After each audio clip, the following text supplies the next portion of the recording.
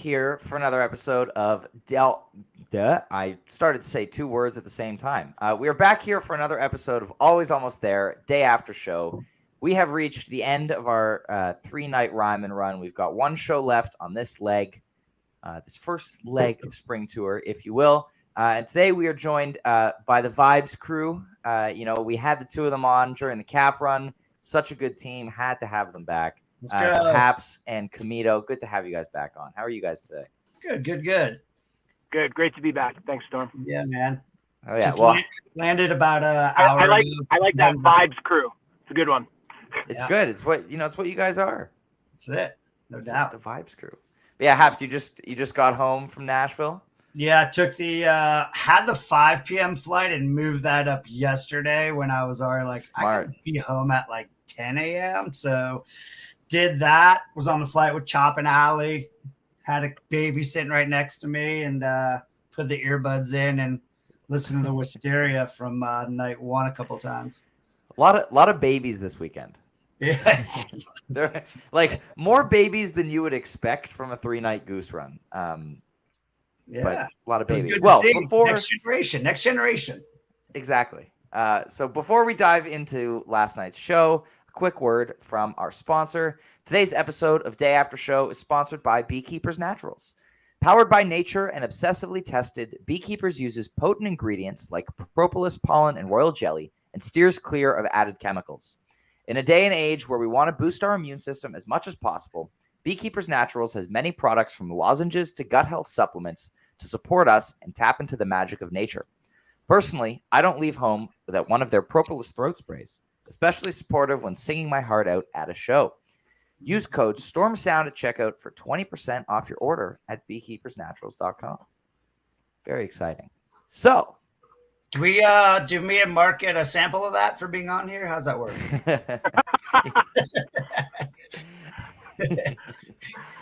Well, let's dive into last night's show.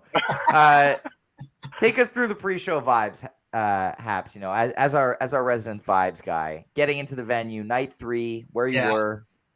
Yeah.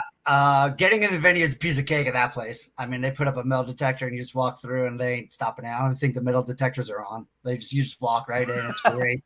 Yeah. People hanging outside, going in, and everyone's hanging out everywhere. It's kind of cool. It's kind of like the cap where everyone kind of just went in early and just hung out, walked around, saw people. Everyone kind of knew where they were sitting. And it was great. Yeah. A lot of good vibes. Once you get to night 3, you know what time they're coming on. You kind of just law of averages of the first 2 nights, and people were ready to go. So yeah, it was good, really good going in, and there was definitely a buzz. People felt like tonight was going to be the night after first 2 nights were great shows, but I think they put it all together last night. Mm-hmm. And I think we were wondering what they would do, if they would do anything for April Fool's Day.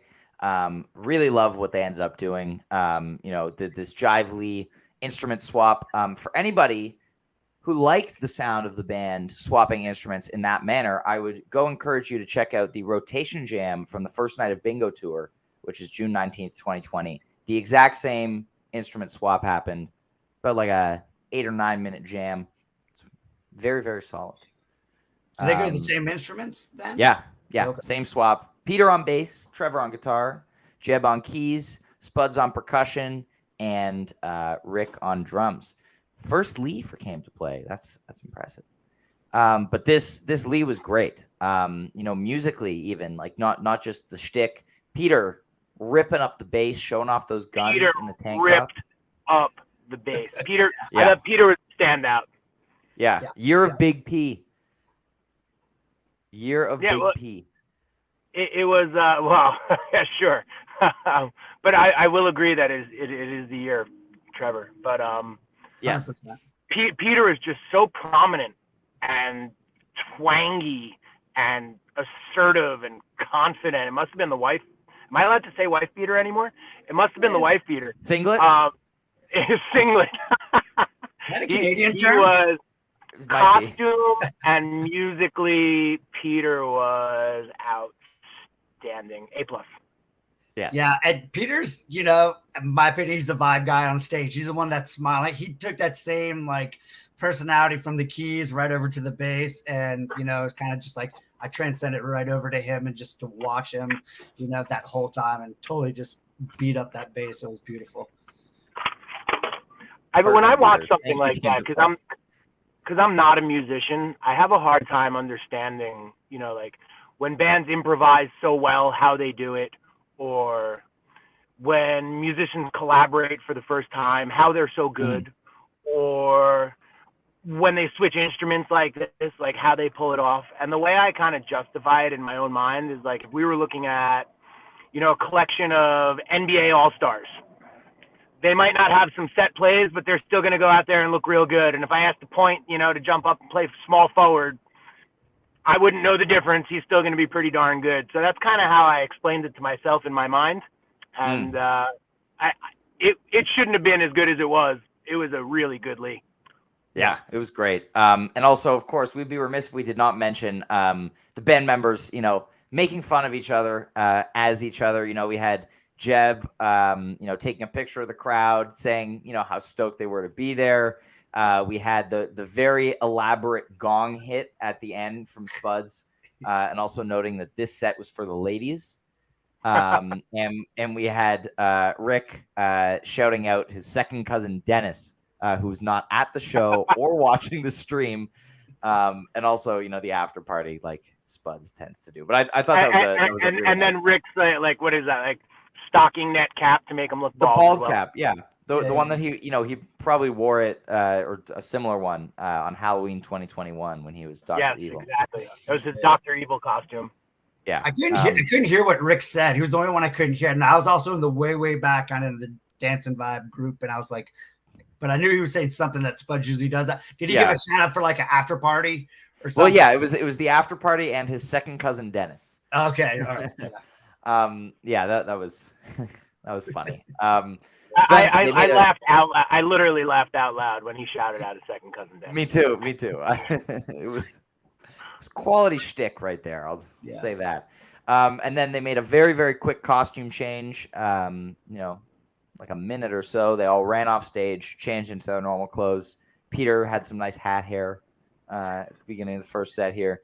But then they deliver nice middle of this set with Flow Down, Lead Up, and Blood Buzz, Ohio. Third Blood Buzz ever. Fourth. Sorry, my bad. Fourth Blood Buzz ever. The debut was Red Rocks, right? Yeah, debut was Red Rocks, and then ACL and Cincy, and then tonight's.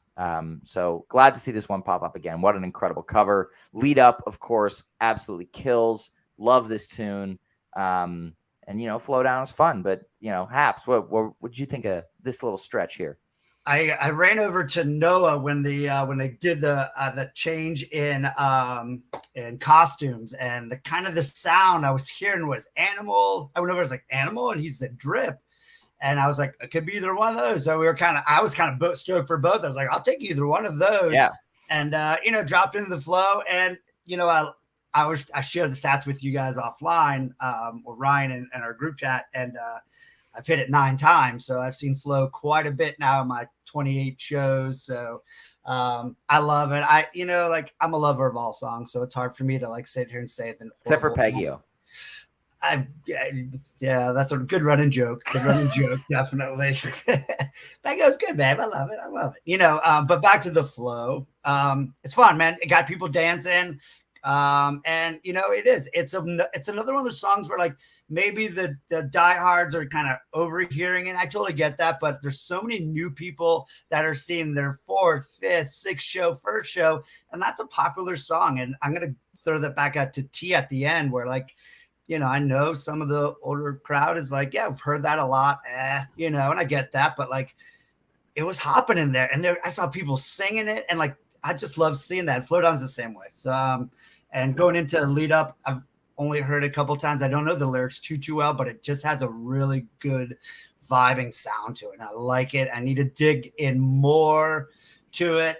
And again, very receptive up in the dancing section. I was up at the top, out of the pews last night.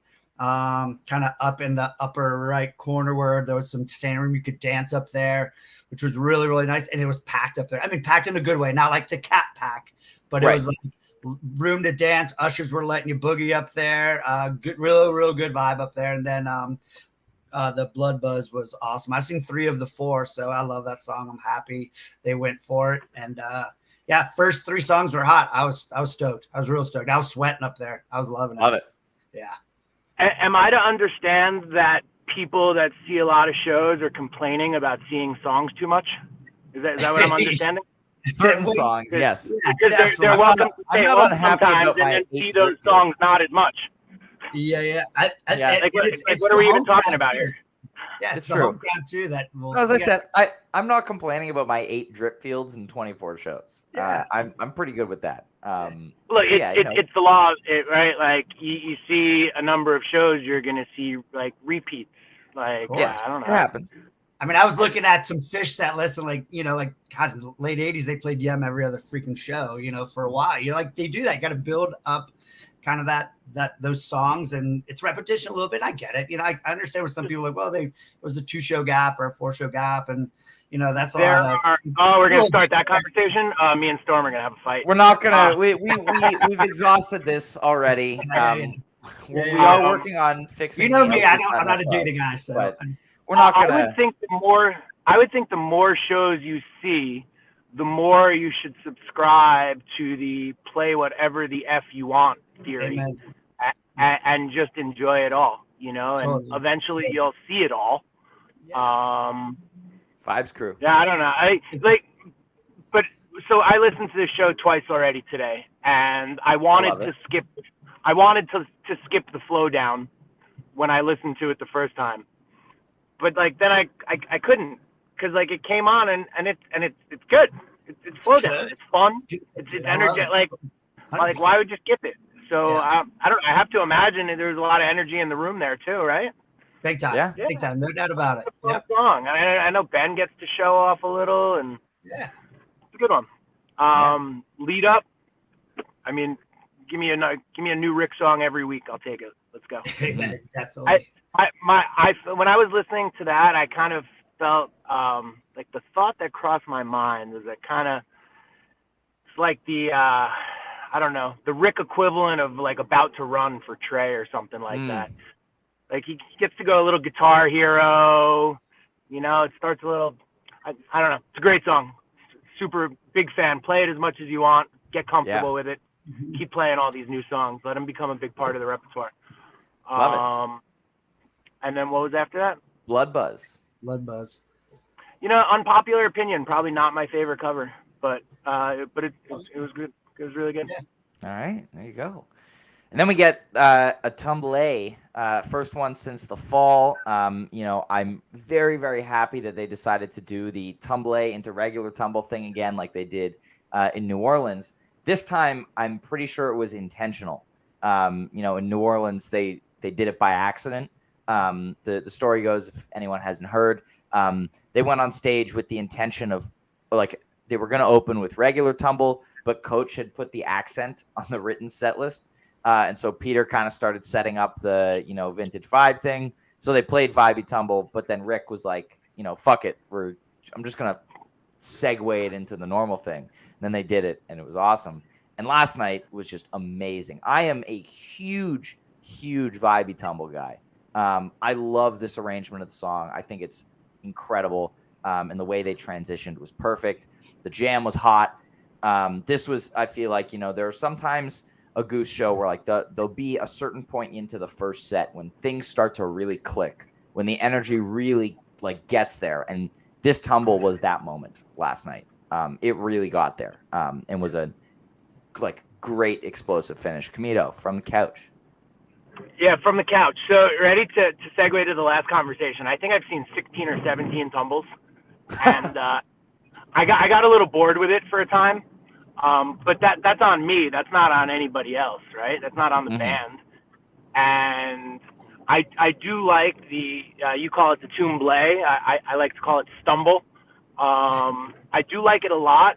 I think what I was thinking last night when they they went fast and then hit that groovalicious jam. I was just thinking that they're much more comfortable hitting the jam space from the tumble than the stumble. And that's, I don't know, that's kind of how I interpret it as the listener. I thought that first set tumble jam, though, really was like a billboard announcing that it is on. Like, watch out from here on out. Like, wow. That was a serious, serious, serious tumble, and it really translated from the couch. Yeah. Inside, the slow build was just, it was sexy. I was sitting there, it's like, it just sounded beautiful. Trevor was just hitting it hard, and just I'm personally a huge fan of the slow start. I love how they go into it. And again, I like that they try new things. They're trying, tempo with songs is great. And overall, like it works, and last night inside, like it was loud, sounded great. People were just going. And that second part of it, when they got into tumble, was just rocking. It was just my favorite tumble. I've seen, 6 or 7 of them now. By far my favorite. It was just beautiful. And, everyone around were just kind of like eye popping, like, here we go. It was definitely that, like you saw when, like, it was a good groove the first couple songs, and all of a sudden, like, it became a sweat box up where I was at, because people were just moving and shaking. They felt that next level that the band was going to, kind of finishing off that set in the Thatch. I love the lift off part in the jam, like where they lift off from like the composed section to the jam. It's so recognizable. It happens at the same spot every time, and sometimes they have to look around a little bit. And I thought last night they left fast and found it immediately. Yeah, and shout out to ahead. Peter's guitar tone at the beginning of this jam, because damn, that thing sounds good. And 2-guitar Goose. 2-guitar Goose, man. We've been on that for a long time. 2-guitar Goose. I think I first noticed 2-guitar Goose back in Philly last year. Yeah, and it's just, you see Peter pick up his guitar and get excited. Yes, and we'll talk about another exciting moment later in the show. I do want to address, how many times have they done the stumble or tumble? They have done it 7 times now. The first one was 5/9/21. Big fan of that one. But where was that? From at the Caverns? The Caverns, yes. Out of a very unique Doobie song. Fun fact. So from there, after this tumble, they've kind of blown up the building a little bit. Where do you go from there? And I was kind of sitting on the couch, like, okay, where do they go next? And then as soon as Rick, hit that, like, I'm like, okay, yeah, like, this is the move here. Throw down the Thatch. This is, perfect call. And the roar from the crowd now every time they play this is nuts. Like, for a song that was debuted in November, to get that kind of response from the crowd. Like, I listened back to it, when the boards dropped this morning, and just hearing people just go nuts for the Thatch for those opening notes was just amazing. Trevor obviously slapping all over this jam, and then Peter just like attacking the clav at that one section of the jam, just absolutely nuts. This is, in my opinion, the GOAT Thatch. Hasty rank, whatever. But this was amazing. Perfect set closer. Every Thatch is the best Thatch since the last Thatch till the next Thatch. Yes. Yes. Abs, how was Thatch? Yeah, and we'll use that same quote when it gets to Madhuvan too. Of course. Yeah.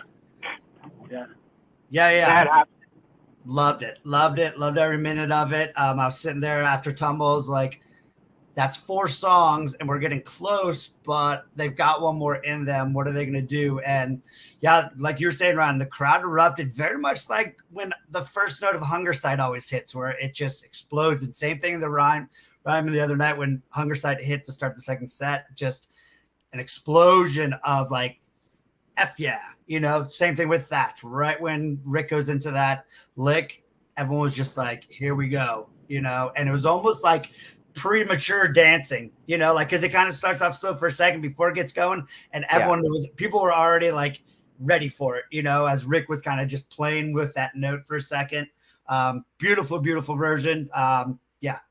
Go, no doubt about it. I can't Hot. wait to hear. I have not re-listened yet. Just downloaded everything onto the to the phone. I'm gonna be jamming out to it later. Probably watch the webcast actually in a little bit. Park on the couch. Yeah, definitely. Got it ready to go. Got picks in. Junior's got picks in too. So everyone, just so you know, get your picks in. There we go. Camino. Yeah, well, no, everyone really is the best one since the last one. Because it's so new, they're still finding like what they want to do with it. So the first, I don't know how many times they played it now. 7, 8, 9. 9. Wow. Right. So the first 7 times maybe, were probably 15 minutes, 10 to 15 minutes, but like all Thatch, and now they're starting to go type 2 a little bit and finding out what they want to do with it. Mm-hmm. And this song from the first notes when they played it on Taboos tour, it was an instant hit. It's just got that groove. It just grabs you. It makes you move. And as they find what they want to do with it as a jam vehicle, truly unlimited potential. And I love what we learned about it. Has that ever been discussed? What we learned about it at the Cap? The Milo Believe? Yeah. I love that. Like, and now I just picture this cartoon character in my head, and it's just such a cool thing to write a song about, with a couple extra layers of meaning, but big song. Play it every night. Go for it. It's also one of those like new songs that just feels like it's been in the repertoire for a while. Like Feel It Now is the same thing. Even Lead Up, like it doesn't sound new, like it seems like it's well rehearsed, and Thatch is like that. Just right in your ears, like I feel like they've been playing it for a long time. It just some songs are easier to understand as a listener. Yeah. Thatch and Feel It Now on the first listen, they're just very easy to get behind. I think Lead Up was a little harder to get behind.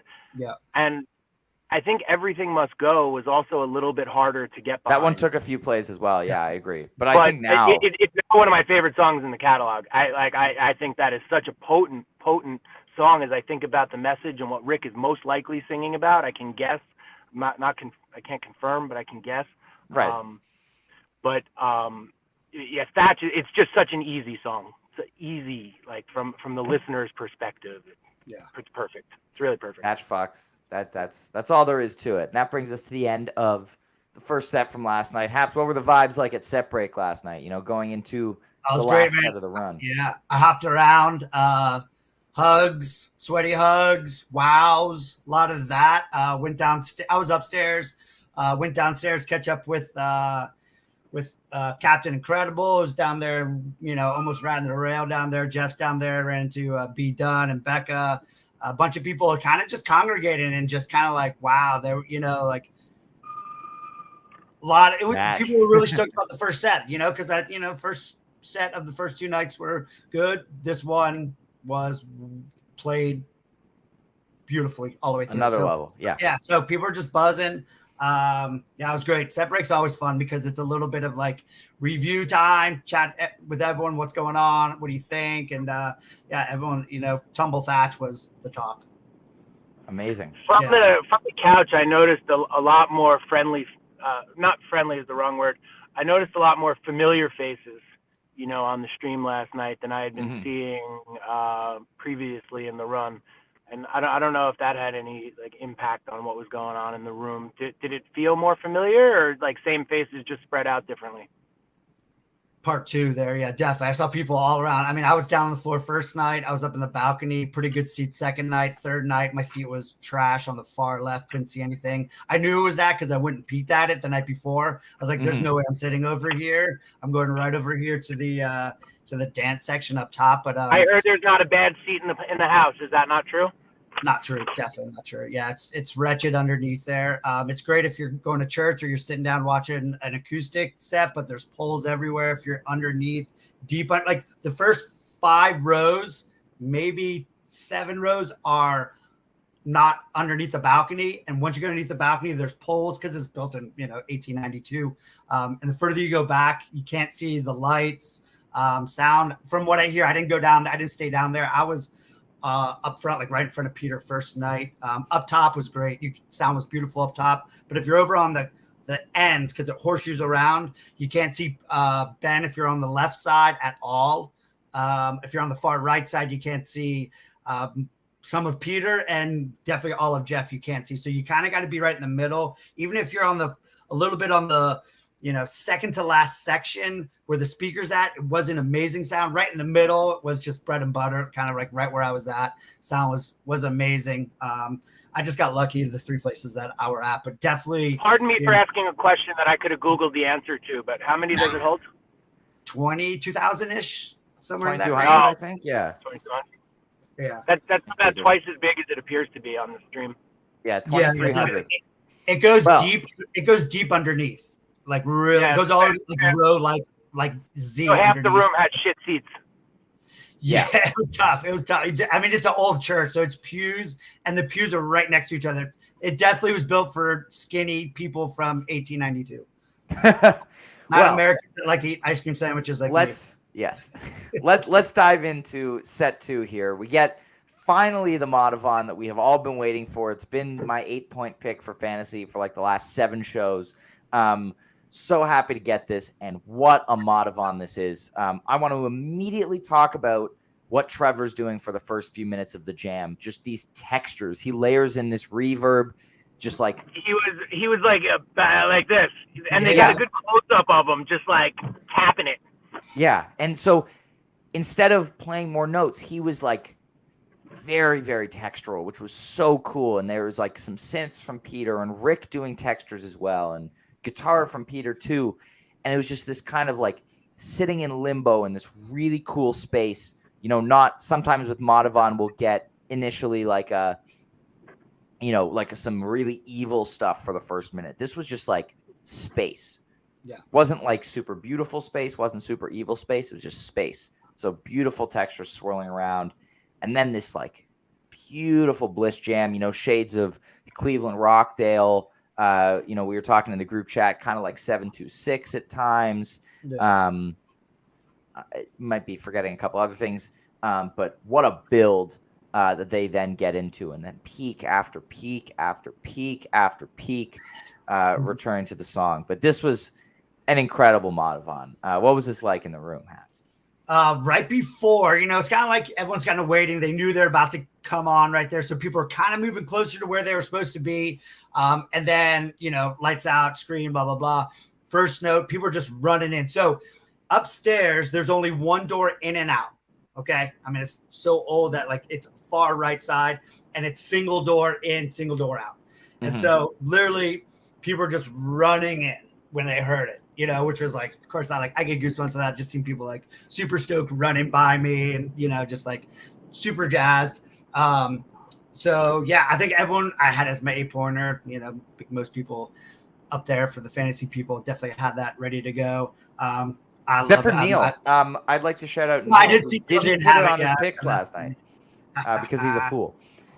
Yeah. We can say that. He's not here. So, getting into the song, I love that after the lyric part, and they get to that slow, and there was a nice, methodical, blissful jam for a while, and I was like, are they just gonna stay right here and go right, and then get to the end and just kind of like, all right, we're doing a slow Modavon. I was like, I'm okay with that because it was beautiful, but then here it comes. It switches over to that, kind of that next level Modavon where they start jamming really hard, and it was peak. And I thought first peak, okay, maybe it's done.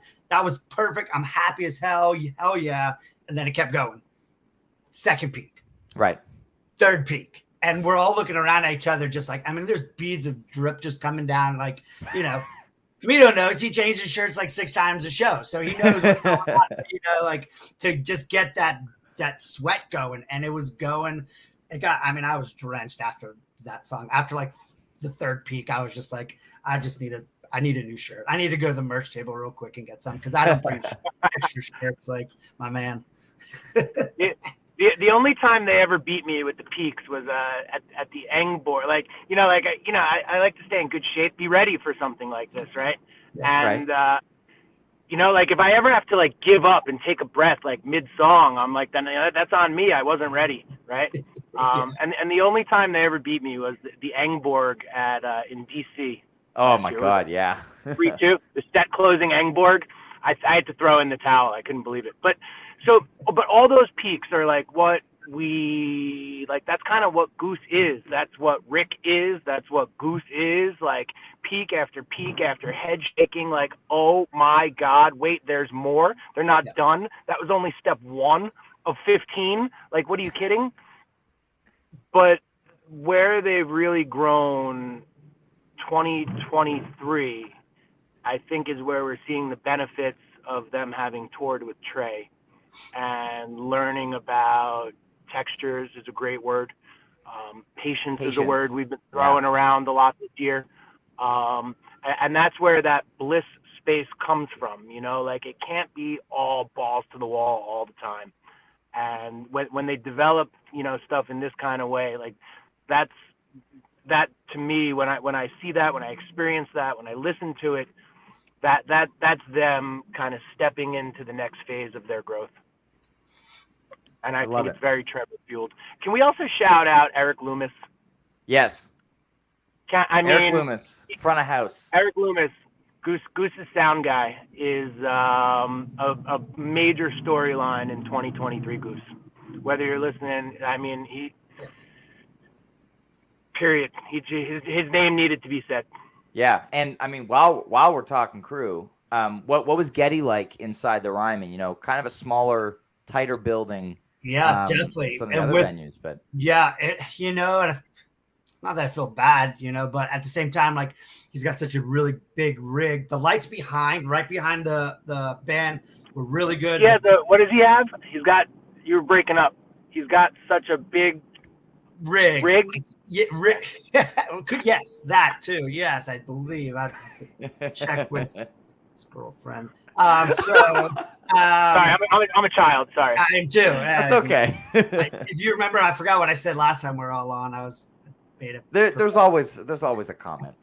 But you know, it has this it's kind of like that diamond shape, you know, setup, and it's kind of facing downward because it was really low, the stage itself, so it's hard to like get lights kind of out. So it was kind of, if you're in the back, you could see really good lights up top, but obviously if you're underneath, you couldn't see anything. But he played that room great. There was stained glass in the back, and lights were just hitting off of that. Oh man! You know, most of the time I was kind of looking, just staring at the white wall with the stained glass behind it. It was just beautiful.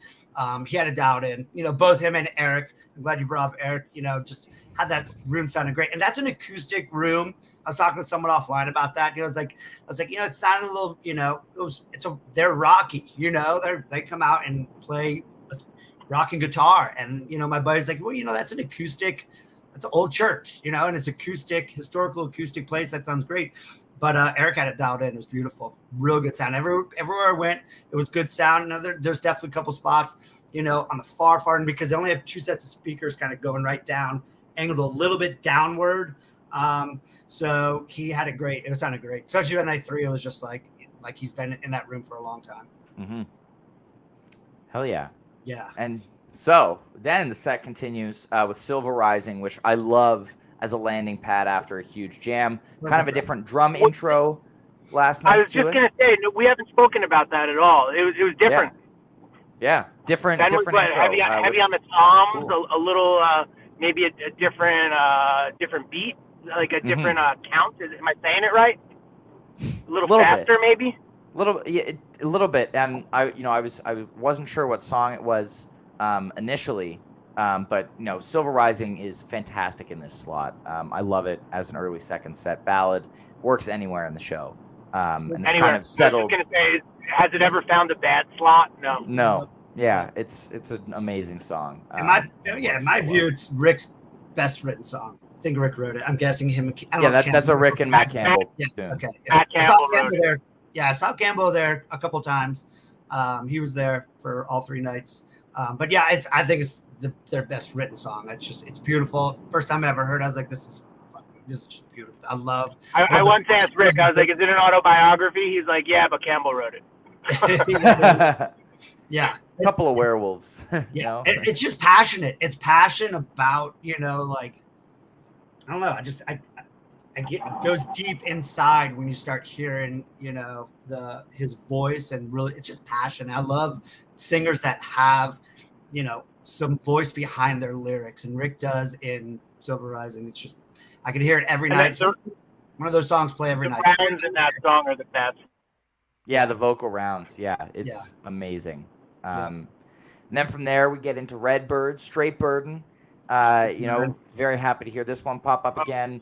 Almost 20 minutes long. Pretty damn amazing jam last night. We have a couple of teases in this one as well. At the point, the first was this not already destined to be one of the best like all-time set to Goose with Madhuvan, Silver Rising, Redbird? Yes, 100%. 100%. I mean, absolutely 100%. Amazing set. And so we had a little vamping on You Haven't Done Nothing by Stevie Wonder. Rick and the rest of the band, to a lesser extent, playing with that. The bass line from that song. Thank you, Garrett, for pointing that out to me last night. People were throwing around like Boogie On, like what is this that they're playing? And he texted me. He was like, I think it's this song, and gave it a listen after the show.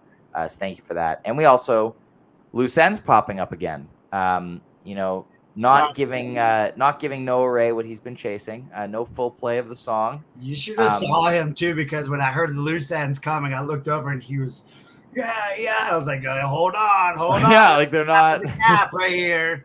And so they played it for a hot second. He didn't melt down, but like he was stoked. I saw him. I was like, I don't know if they're gonna do it because they didn't do it at the cap. They just teased it.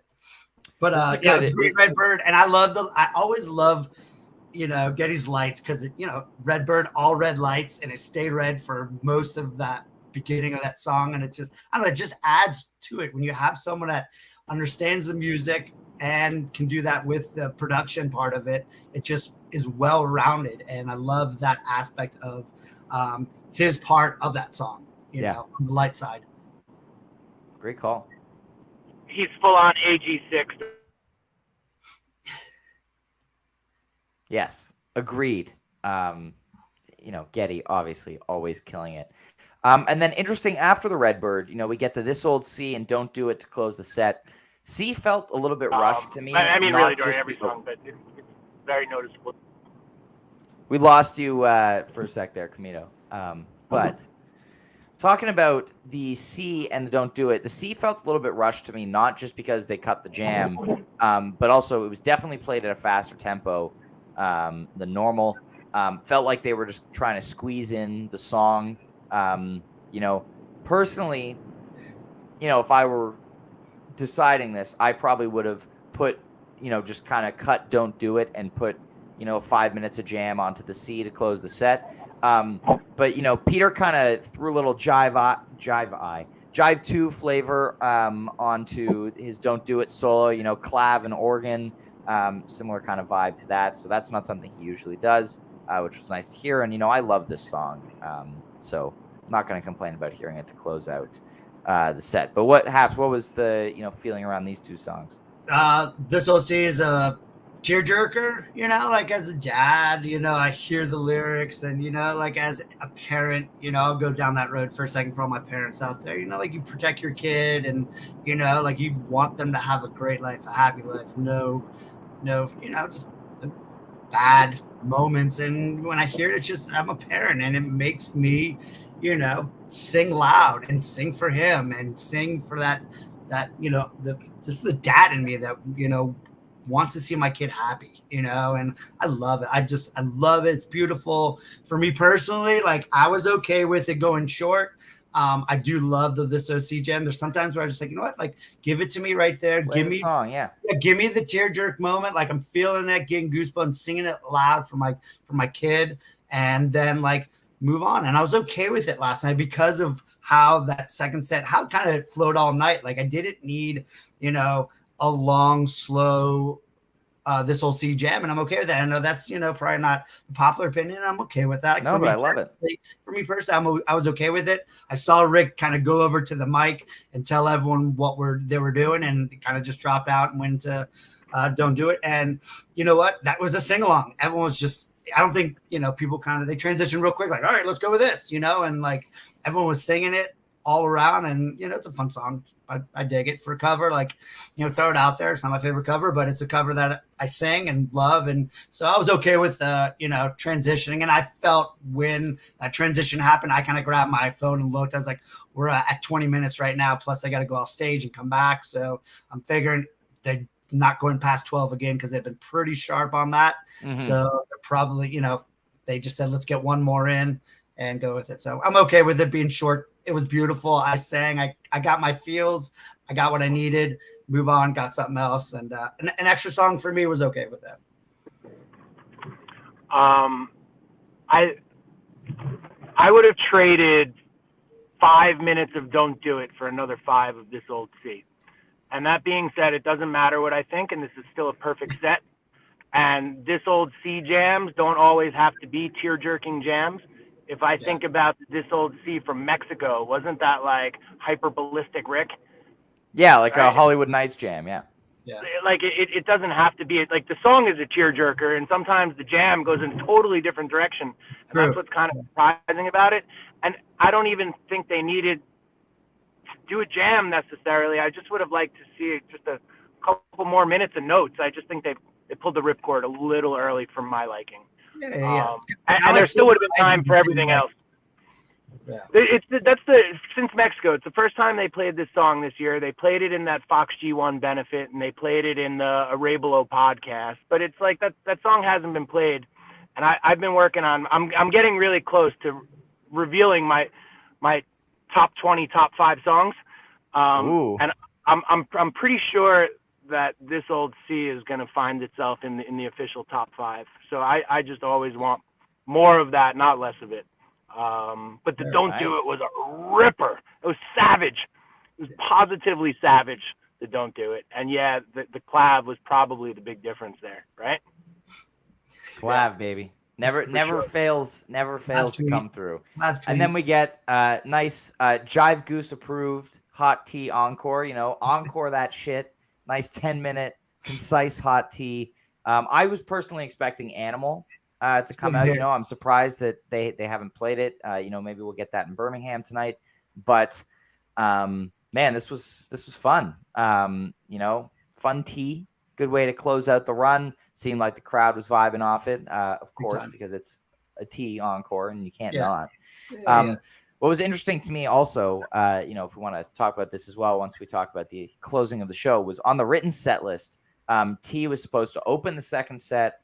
They rearranged a couple of other songs, supposed to be an SOS encore, and they were going to play Tumble and Tumble, which very interesting. I'm curious to know the thought process behind fuck it, let's throw 2 versions of the same song in the same show. Like, are they, does that now open the door for like a So Ready opener and a Slow Ready closer, right? Which I don't think they've done.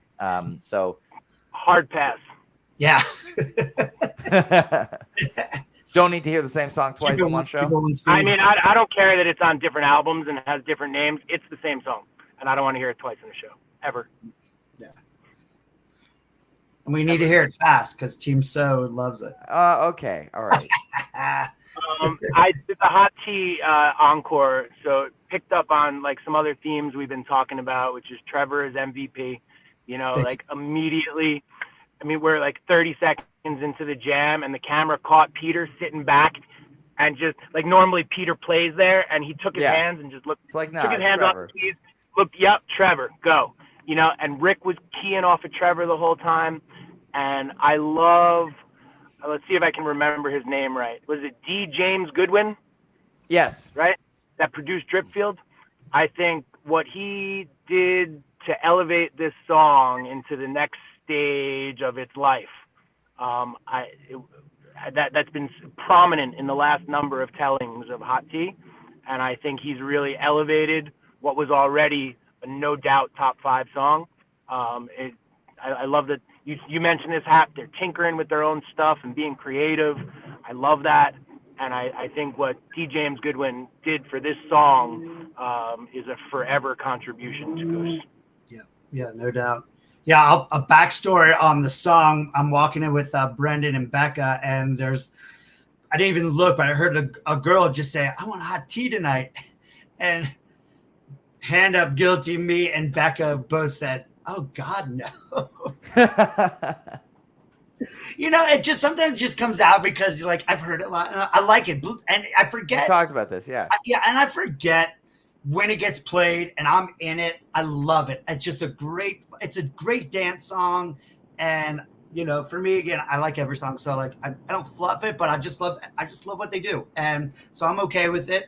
But yeah, so like it was like a little bit of Tourette's that just came out of the mouth with me and Becca, and then Brendan kind of gave us crap about it. And I saw him after the show, and I was like, we all looked at each other, and Brendan was giving me and Becca crap for trashing on the girl for wanting a hot tea. And we didn't trash it. It was just like we heard her say it, we kind of ourselves were like, oh God, no, please no. And then of course right when it hit that that note, Rick's note, it's a dance party again. Like I'm seeing people, like again, there could be people there that I've seen them a lot of times like me, but new faces that I'm seeing and just seeing them groove. I was watching this young lady right near us, it kind of in our pocket, and she was singing every word like it was her dream song. And I'm like, I got to remember that there's people like that there that are like, they began for the first time, and I need to feed off their energy. And I did. I saw her and I was like, hell yeah. Like, I need to remember that I had when I saw the tea for the first time or something like that, or that song that I was waiting for. And I saw her, and this aura of energy of just like, thank you. I want this song so bad. And it just made me groove harder to finish off the night. I love it. A lot of Fish fans could take a lesson. I want to meet I want to meet the person who's negative requesting hot tea. That's crazy. So I'm just going to make a Pearl Jam example for a second. Pearl Jam has been changing their set list for their entire career. And with their changing set list, they still play Even Flow and Alive every single night. Every night. If you're lucky enough, no, not every night. Listen to my words. If you are lucky enough to see 5 shows in a week and you catch 3 or 4 hot teas, right? Like, they play these songs every night because it's some people's first show, and that's what they're paying for. And those are their greatest hits, and that's what they want to hear. And they're allowed to hear it, and the band is allowed to play it. 100%. Yep. I love that. I love that analogy. That's exactly true. And that's what I was thinking as well. These last couple of nights, like, there's people that's one of their hits. It's one of their hits. It's great. And even like I have some friends that aren't really into Goose, but they're like, they know hot tea. Like that's like a song that they know, and they hear it. They're like, hell yeah. Like that's kind of a song that maybe some outsiders, they kind of get brought in with it. And that's okay. It's okay to have a song that brings people. Alive was mine for Pearl Jam back in the 90s. Like, hell yeah, this is amazing right here. And that got me going down towards, a lot more albums. Vitology. I saw my first Goose show, sight unseen, note unheard.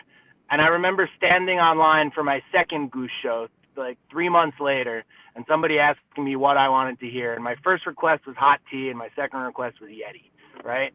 Like, and it's always somebody's first Goose show, right? And play the hits, man. Play the other stuff too, but play the hits. Yeah. I could sit here and listen to you guys talk for like hours. This is great. Thank you, both of you, for coming on today. Really appreciate it. I'm looking forward to the last show of this first leg of spring tour tonight. Earlier show time tonight, which is very nice for those of us on Eastern time. 6:30 Central show time, which probably means a 10 p.m. Central curfew. Yeah, Mountain time, whatever. But yeah, it's our last show for just short of 2 weeks, and then we pick back up in Madison on the 12th, or I believe it is 13th maybe. But only a few more shows until I get to see them again, so I'm very much looking forward to that. We'll be back here, of course, to recap tonight's show tomorrow at 3:30 p.m. Eastern. And us three might all be up in Seattle. I know me and Ryan will. Yes. Maybe we'll do this be in live Seattle. from the same room in Seattle. Yeah, you're gonna be in Seattle. It's gonna happen. Yeah, let's get the crew. It often does. It often does. Yeah. Next one's 50. Next one's 50, and I don't know why, but I don't want 50 to be a festival set. No, that seems reasonable. It's beautiful, man. It's a beautiful. I'm looking to put some effort into it. So all right, so we'll see you April 22nd. All right. Yeah, there you go. All right. Well, everybody, have a fantastic rest of your day. Thank you for tuning in. Thank you guys again for coming, and always.